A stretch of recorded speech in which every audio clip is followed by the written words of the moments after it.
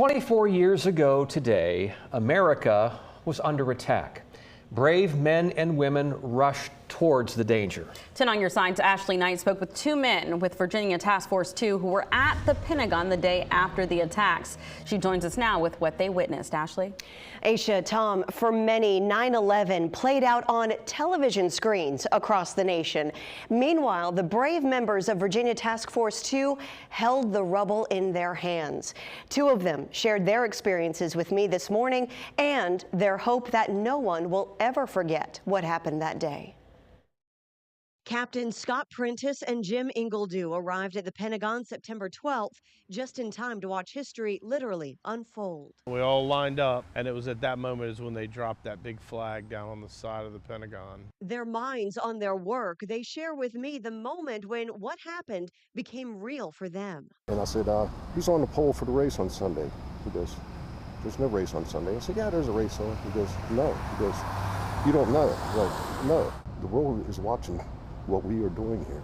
This is the only thing that has happened. That was pretty amazing. I had a young daughter, not quite 3, and I remember being in a section where the plane had literally come through.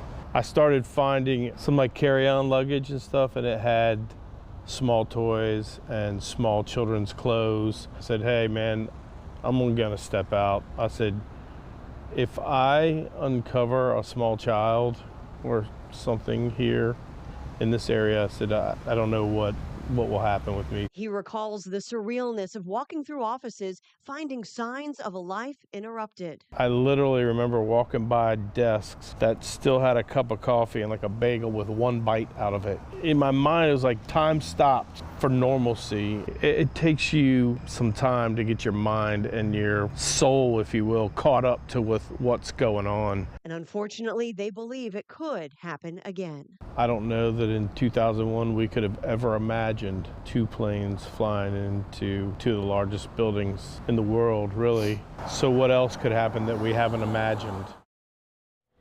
And with the attack on free speech that we saw just yesterday, I asked them if we're in the same place today that we were 24 years ago. They say the important thing is to remember 9/11 and why it happened. Ashley Knight, 10 on your side.